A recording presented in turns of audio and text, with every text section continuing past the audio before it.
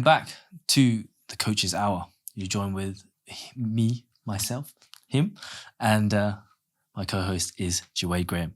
And today we're going to be speaking about Ozempic Part 2.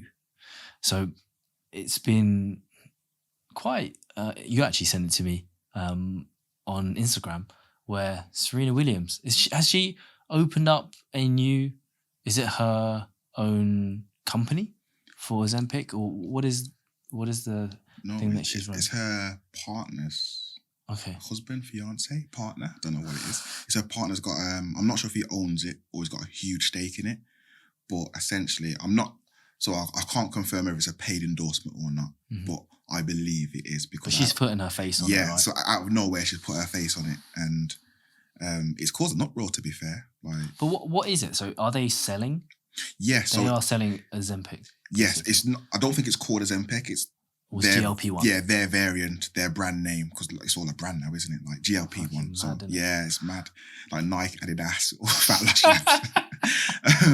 So yeah, it's like their variation of GLP-1 or Ozempic. And I think it's caused quite an uproar. I've seen some positive, but from what I've seen, it's been mostly negative. Like, do you have an opinion on it or a take on it? Do you know the story, actually, before we go into that? I have a rough idea. Like, I had a little bit of a nosy, right? Yeah. On the page, and I was mainly looking at the comments, if I'm honest, where people were like, whoa, what are you doing? And then, but there was still like flood in there. There were some gems, like people were still like, oh, genuinely interested in terms of, how it works. Maybe some people, I don't know, they've been hiding under a rock. They didn't know about it. But yeah, maybe give me your take in terms of the information around it. So people do you know why she took it in the first place? Or like why she said she took it in the first place? I think from some of the interviews that I listened to of her saying she was just, obviously pregnancy and things like that. She wanted to look a certain way, right? That was her thing. Correct me if I'm wrong. I don't know. Yeah. So that was the case. I'm going to try and remain impartial. Yeah. I'm going to remain impartial or start impartial, then get very partial, then come back to being impartial. So like, from her perspective, like for anyone that doesn't know who Serena Williams is, she's a world-class tennis player, probably one of the most decorated tennis players, male or female, that the sport has ever had.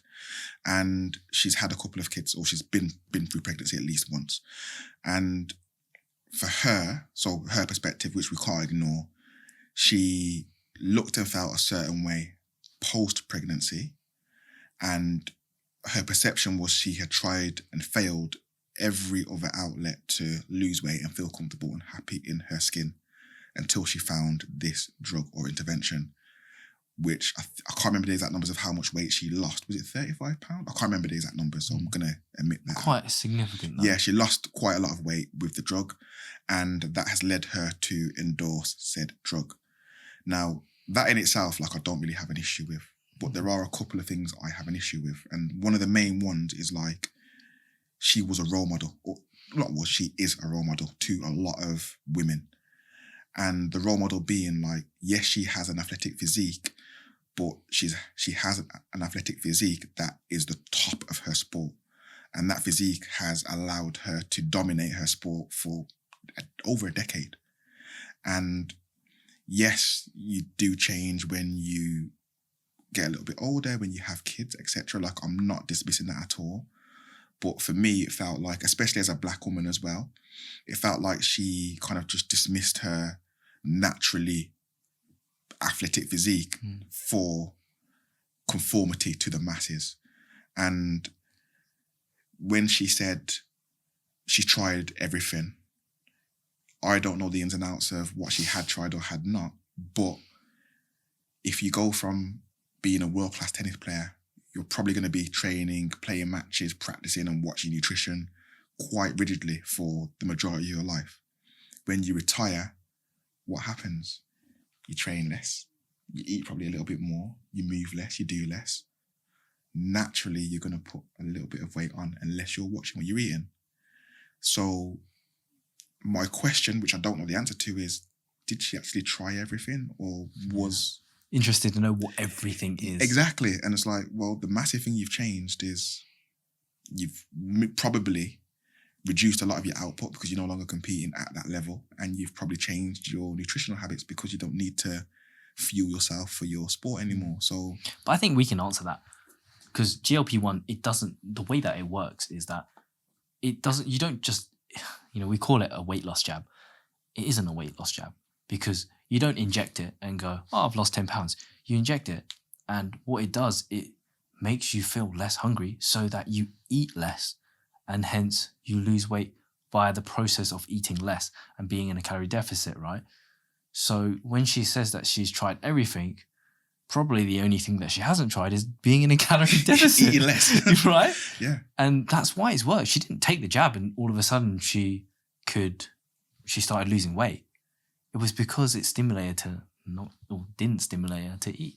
Yeah. And I think, so like that's one side of it as well. Like, so what did she actually try before she took the jab? And then the second side of it is kind of, well, because I always think, what do people have to gain or not gain? So it's like, what does she have to gain? And before I knew her husband had a stake, I was just like, oh, okay. She's tried everything for her eyes. She wanted to look a certain way. She's now achieved that. And then I was like, oh, her husband owns a big stake. Everything just made sense then. Conspiracy. There we go. Like, it's like everything makes sense. It's like, okay, and it made more sense because like, it was a genuine surprise to me. Like, I'm not going to try and dictate the way someone feels. Like, if you're not happy or comfortable in your own body, you have the right to do whatever you want to do. That's perfectly fine. I'm not going to say she didn't need to lose weight, because in her mind, she did. But the method that she chose, i.e., and I think as well, the fact that I don't necessarily agree with the weight loss drugs, especially not for everyone. Like, maybe for obese people or people that have diabetes, which is what it's originally designed for, yes, like for people that genuinely need it, but I don't believe she genuinely needed it. There was other things that she probably could have done to get the same outcome that I'm not going to say would be better for her health, because I don't actually know, but that would be more appropriate in my eyes, which is my opinion.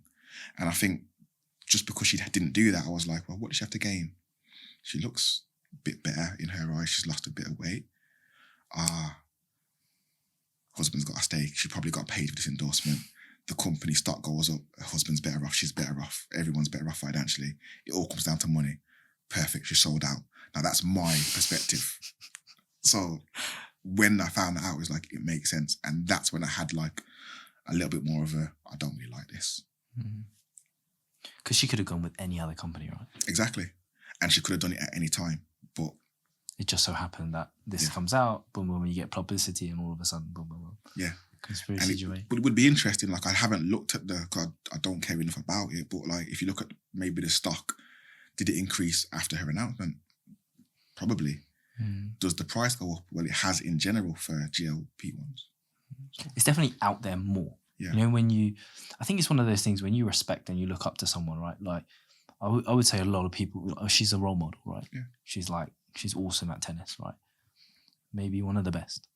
And it's when you put your name to something like that, sometimes it maybe makes it seem okay.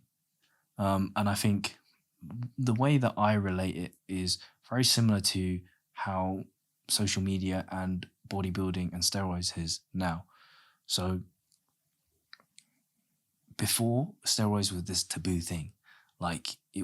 Before social media, but when social media was in its infancy, no one really spoke about it. It's like, oh shit, you take steroids? That's like, woo, that's woo woo. No one wants to do that, right? And people would hide it. They'd lie about taking it. Now it's like, you'll see people go on social media and say, I take this stack, I take that. And is that a good or bad thing? I guess you could say that before people were lying about it, so then it gives you this unrealistic expectation that, you can achieve these goals without taking it.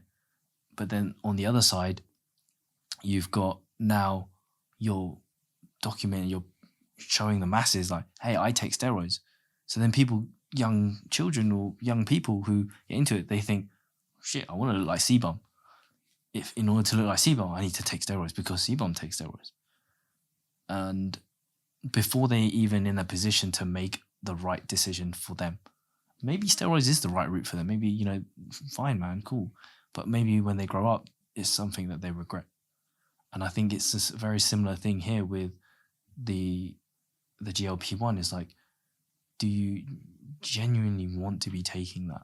Are you in, or is it like, because this person's now endorsed it, it makes it really widespread and people are like, oh shit, Serena's taking it, must be okay. But like, even with that, like, you've probably seen, have you seen the movement where it's like, there are certain influencers and it's mostly women, not all, but like it's they're happy within your body and like they're overweight happy. So like you have to be happy within your body. Health, fat, every size kind of thing. Yeah, it's like we're happy to be fat kind of thing. We're happy to be out of shape. Okay. And it's like body confidence. Yes. And I completely stand with that if you're truly confident.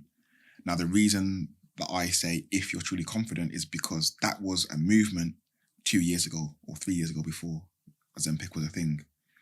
And now, where are they now, bruv? Exactly. Like you've seen, there's a couple, I'm not going to mention their names, but there's a couple of very high profile names that were body confident. I'm fat and beautiful and whatever else, or big and beautiful, whatever you want to call it. And it's like, I'm big and fat. Yeah, I'm big and fat and beautiful. But it's like, they were standing for that. And mostly the people I'm talking about are women. So mostly women were following them and like embracing that movement. And it was like, we're big, we're beautiful. And again, nothing against that. Complete nothing against that. That's fine if that's what you want. But now as Ozempic is out, some of the main leaders of that are now thin. Yeah. And it's like, so... Yo, you just did a 360, bro. Yeah, you weren't confident. Like, you didn't think you were big and beautiful because the moment you could take that shortcut to get thin, you jumped on that bandwagon and you are now thin. And it's like, you only kind of manipulated, I'm going to say, that big and beautiful perspective because for whatever reason, you didn't want to lose weight enough to lose weight. And it's like, you couldn't have been confident because if you're truly big and beautiful and confident, take me as I am. Like, exactly. Like, I'm on Ozempic's out. I'm confident with how I look. I don't need Ozempic. Like, for me, I can say I'm happy with how I look. I'm not going to go and take steroids because I'm truly happy with how I look. Like, if you're actually big and beautiful and you're proud of that, which some women can and should be, it's like, and men as well, people will say, but now Ozempic's out, these people are now gone, and they are, rightly so in my opinion, getting slated for it. Like, where's the big and beautiful now? Now that you can take the magic pill. So I think Serena's not that category because like she wasn't overweight or obese and saying that, but like it was like that's just her natural physique. Yeah, she took a shortcut, and being a world-class athlete, you know, you're used to doing hard work. If you actually truly want to change your physique in that way, just do a little bit of work. You've got it in, like you've proven for a decade, you've got it in your locker. Yeah. Like, just do it. That's the thing, right? So we talk about, I think that the GLP-1, I'm completely fine with that drug if you genuinely need it. So if you have obesity, right? And I think one of the most important things is actually to decipher what is obesity, right? So obesity it's not body fat percentage. It's not, I'm BMI over 30, so now I'm classified as obese. Obesity is when people genuinely struggle with losing weight. They eat, they stick to high protein. They eat vegetables. They eat whole foods. They cook majority of their meals. They're not like snacking or they're not like drinking tons of alcohol. They are, but yet they still really struggle with their hunger and suppressing that, right? Those are the people who need Ozempic, right? But I think a lot of the people, they coin the term as food noise, right? And we were speaking about that last time. And I think a lot of people, they create their own food noise through not eating vegetables, through not cooking themselves, through eating out too much, through drinking, and through not sleeping. All these bad habits. They've created that new food noise themselves. And they can easily get rid of that simply by making lifestyle changes, right? It's just that they're using that drug to kind of give them a shortcut to kind of get there, right? I just think a lot of people need therapy because like a lot of overweight people, it's emotional, some way, shape or form. Yeah. And it's like, until you can have Ozempic as long as you want. The second you stop it, if you haven't overcome why you overeat in the first place, you will overeat the second that drugs allows the food noise to come back. Yeah. And it's like, but again, I understand that therapy is not affordable for everyone. I truly do recommend it. It's not affordable for everyone, especially if someone's got personal training as well, which is sometimes where PTs have a little bit of a moral dilemma, because if you know someone's struggling to lose weight and you can see like they're binging because they struggle to regulate their emotions, like the stress to eat, the sad to eat, they lean on eating because when they were kids and they were sad, their parents gave them food, whatever else it may be. That's beyond us as PTs. But sometimes it's like, do I tell them to go and get therapy knowing that they can't afford both? Or do I tell them, like, sometimes you can help them the best way you can and it'll work, and then they go and get therapy, or they work through whatever they need to work through without therapy. But a lot of times it's like they need something alongside that, and the Ozempic is kind of missing out the thing that needs to be done. It's like they're fixing the symptom without the cause, fixing the symptom, not the cause. So we're fixing the weight, but we're not fixing the cause of why someone is gained weight in the first place, which is more than just calorie deficit. Yes, the calorie deficit is a vehicle to lose weight, but a lot of time it's eating habits, being bothered to cook, knowing how to cook, being educated enough how to cook. It's emotional. Just eating fibre. Yeah, it's like there's loads of variables that go into it, and the Ozempic just puts that all to one side and says, this is the magic fix. And it works. So a lot of people feel like, oh, I only need Ozempic. And this is where probably a lot of people will say, I just use it for 12 weeks. They'll do the 12 weeks, they'll come off it, they'll get fat again. They'll do the 12 weeks, but then add another 12 because they know last time they got fat, and eventually it'll just be a long-term thing. And I think the difficulty with that now is that prices are increasing, which of course that was going to happen. So like, do you know how much prices have increased? It's ridiculous. I don't know. How much was it before? Do you know the actual price of it? It depends on dosage. So like, we'll say like one of the minimum doses. Yeah. I think it was 150 for a month, so like for a month's worth. £150? Yeah. How many jabs is that? That's one a week? It's one a week, yeah. And it's now, for the 150's worth, it's now £316, I think, or something like that. Bro, that's crazy. That's steep, bro. Yeah. And it's only gonna, and this is the fact for one person. So I know one person that's had that. So I'm going to assume it's very similar for the masses as well. Does any discount codes for this person? Serena Williams. Yeah. Serena 10. Serena 10. So we need that affiliate code right now. But yeah, so like I think it's going to be not affordable for a lot of people soon. And yes, it's not addictive, or I don't believe it is, but like I wonder what the impact will be when people can't afford it, but they feel like they need it, because if they're trying, be like drug addiction, man, and then people being criminals. Yeah, that's what I mean. Maybe I need to lose weight. Yeah, like that. But maybe not addiction, but like if you feel like you've tried everything and nothing's worked, but this does, and now you can't afford it, where does that leave you? Like, do you know what I mean? It's like you have a taste. Do you think like?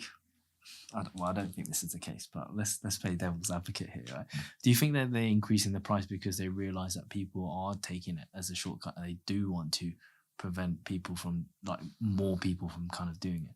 Nah, I think they're increasing the price because they just wanted more money. Yeah, they know it. Like if you've got a drug that does exactly what it says on the tin, and people are lapping it up, the demand is through the roof. The demand is so much so that you can just about keep up. You can up the price and it will still go. Is it the same everywhere? Like, has the price increased across the board, or were there like Serena Williams is selling it for a little bit cheaper? See, I don't know. I think the one, Mounjaro's the one that I know. Yeah. I think like Mounjaro's, is that not the only one you can get in the UK, but that's the main one in the UK, isn't it? Is it? I thought Ozempic was, I'm not sure. No, I think it's, a lot of the ones that I come across in the UK is Mounjaro. Ozempic, in my knowledge, is more like American. Oh, okay. The Mounjaro version is the UK one, or more available in the UK, I think, without shipping and everything else. So I think the demand's there for it. So it's like, when you've got a full diary, what do? You increase your prices. Yeah. Why? Because you've got a waiting list. Like, there's no shortage of people that want to lose weight and they're overweight. But then, is there more companies now, like kind of what Serena Williams is doing, where they're kind of like doing their own so thing? That might happen. That might dilute it a bit and kind of even bring the price back down maybe. But I think one of the things will be like accessibility, because like Serena Williams one, I've not looked into. Obviously America. Yeah, exactly. Right? Yeah, I've not looked into how readily available it is worldwide, and I Big think up China. China's going to be some they go mad everywhere. thing, yeah. They go everywhere. Yeah, you start growing wings like bats. We don't know what's in that. We've already had China. They will be sick. So we've already had like a couple of places that are branching out and making it more accessible. So I think when we overcome like the border issue, border control, and getting it through, I don't know how difficult it is at the moment. So it's not. There's no like. It's all shipped. No, I think that's. I mean, I'm not sure how it actually runs like, but the Mounjaro, whether it's shipped here or made here, I don't know. But that's the one that like the GPs regularly prescribe or recommend or anything else. So all the other, like I know people that have had a Ozempic, but like they've ordered it from some dodgy sites or whatever else, and it just comes in a box. I wonder if it works. It's like kind of like steroids, right? People do the same thing, right? Yeah, like there must be people getting scammed left, right, and centre. And just before we wrap up on this one as well, like because you mentioned something about steroids and bodybuilders, and even though I'm not even against Ozempic, I just wish people had more. I'm against people who misuse it. Yeah, exactly that. Like, because like I've got a couple of clients that are using it, and like they should be, because they've had the thought process of it's not forever. They've got hormone issues and thyroid issues that mean it's genuinely harder for them to lose weight. They've already lost an extensive amount of weight by themselves with hard work and changing nutrition. This is helping them get to their destination a little bit easier, kind of thing, without feeling like shit all the time. So like for some people it does make sense, but for others it's kind of like you haven't tried to move. The guys that are like genuinely diabetic, they take insulin, right? Then you've got these bodybuilders who just try to get that's what I mean. Yeah, keep doing insulin. I think it's interesting as well. Like I've not actually seen any specific examples, but in my head it happens all the time, where you get like these like meathead bodybuilders that are all slating the lifestyle coaches. Yeah, lifestyle coaches. Like, you're all fat. Why are you taking this drug? You're cheating. Just move more, eat less. And it's like, mate, you're taking steroids. Just train more and recover. Like, it's like train harder. Yeah, because I think as well, like in the industry especially, a lot of people like steroids are more accepted. But if you remove emotion, remove anything from it, it's both the same thing. Like people are taking outside stuff to reach their goal a little bit quicker, like a shortcut. So steroids are the shortcut to muscle gain. Ozempic is the shortcut to fat loss. It's the two things, it's two sides of the same coin. And a lot of coaches are now like, no, Ozempic's bad. But hang on, you're not having this outcry about steroids. And that's probably because steroids don't affect them too much. Like not everyone's a bodybuilder coach. So like steroids aren't affecting their livelihood, whereas if everyone starts taking Ozempic and stops coaching, shit, what do I do now? Like, do people actually need me? So, it's okay when you when there's an IFBB Pro card online. Yeah, exactly. When it's your own health. It's like when your life's on the line. Maybe we need something for the Ozempic users, man. Yeah, that's what I mean. Some sort of pro card. Yeah, that's what I mean. And then it becomes, it's fine, I'm just taking Ozempic to get my pro card. A no card. Say no to food, no card. Okay. But actually a lot of bodybuilders are now taking Ozempic. Yeah. Like, well, not Ozempic, but retatrutide. Yeah, talk about that, because I'm not really clued up on that. So retatrutide, I don't know 100% about this, but this is kind of the gist of like, it's like basically it's a peptide. Yeah. So it's supposedly like a stronger version of Ozempic, and it works better without the side effects. Again, various different, reports of different people saying that they do have side effects, and then you got other people who say they don't. I don't really keep up with it, but it's a bodybuilding version of it, because maybe it's underground. And what did you literally just take fat off? It's not the same thing, right? It makes you less hungry. So helps like a prep management aid, we'll say. So like it helps manage. I'm thinking like, shit, this is going to be awesome. Because those guys are going to get, like the people who like already peeled, imagine taking that.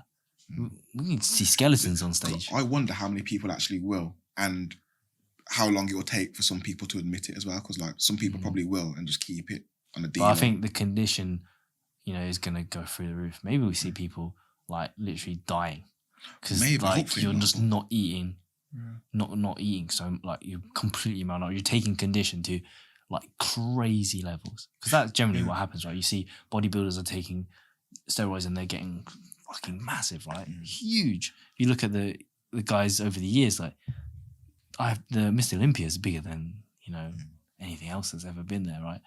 And probably the condition is going to be equally the same. Would you ever take a Ozempic, like outside the competition, like just to experience? Because like, we say walk the walk, be in your client's shoes. Yeah. So I still want to compete in natural bodybuilding. That's what I'm going to say, outside of competing. So like, if you weren't going to compete, or when competitive career is over, would you ever like put yourself in your client's shoes, or like potential client's shoes, and be like, I'm going to try it? I know a few coaches that have. Yeah, I've seen that as well. I'm a bit scared of anything external, like even taking it, right? Like I take, when I have a nut allergy. Don't say that. Listen, you're natural still, man. I know. But I take adrenaline when I have a nut allergy. Even that, I'm like, what the fuck is this going in my body, right? But I think it's scary, man. Like, even on prep, my fear is like, because you get these hunger signals, right, when you're on prep because you're super low body fat. And I still remember every time I go through prep, I'm always like, shit, man, am I ever going to feel full again?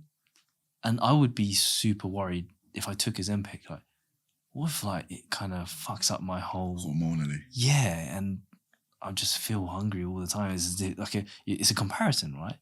Do I regulate back? I don't know. Yeah, for me. That's my biggest fear. See, because part of me would want to, but I know that I never would, just because I don't. Yeah, no.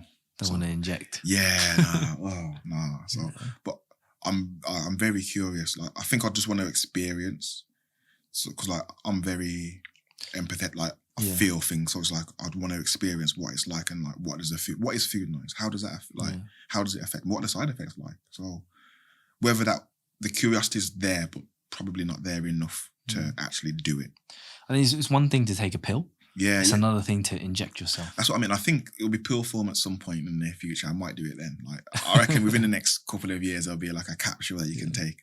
And it's just called Clenbuterol or Zenpop, call it or something like that. I'm gonna whatever company that is, I'm gonna buy shares in it, because if I'd have bought shares in the Zenpep last year, millionaire. I wouldn't be PTing now. Yeah. It's true. It's true.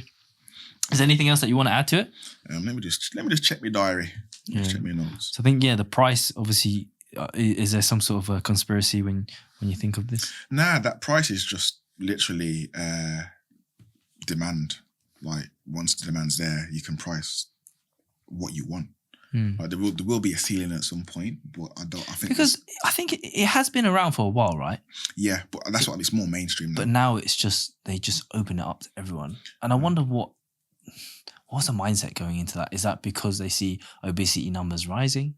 No, I think. Do you know what I think it is? Like what pushes it is popular culture. So like, let's say it's been around for a number of years, because I heard about it a few years ago before it was popular. Just didn't know what it was. And like a lot of celebrities have been taking it. And when you look back now, you can probably tell who's been taking it and who hasn't. But I think more celebrities being open, like Serena, for example, more celebrities being open makes it more popular. And it's kind of like, well, if Serena takes it, she's a world-class athlete, of course I can take it, because it gives me permission. Yeah, exactly. It gives me permission. So I'm bigger than Serena. Yeah, that's what I mean. And a lot of celebrities are now like, oh yeah, this is my Ozempic journey, whether they're being paid to endorse it or not. But that opens the door for normal people to feel comfortable and confident taking it. Which, especially when you combine the fact that it works, like. That's what I said about steroids, is like you're making it more mainstream. Yeah. You're making it more acceptable for people to take it. So one side of it, I'm a bit like, you're if you lie to people that you don't take it, and then they think how you look is achievable, that's also bad. But then also you telling everyone that you do take it is also bad, because it makes it mainstream and acceptable. It's a very difficult thing, right? I think the important thing would be how you tell people. Like you can be honest without trying to make a quick buck, or what seems like make a quick buck, i.e. endorse something. So I completely agree with that point. Like it's a difficult one, because you don't want to hide it, but you don't want to glamorize it at the same time.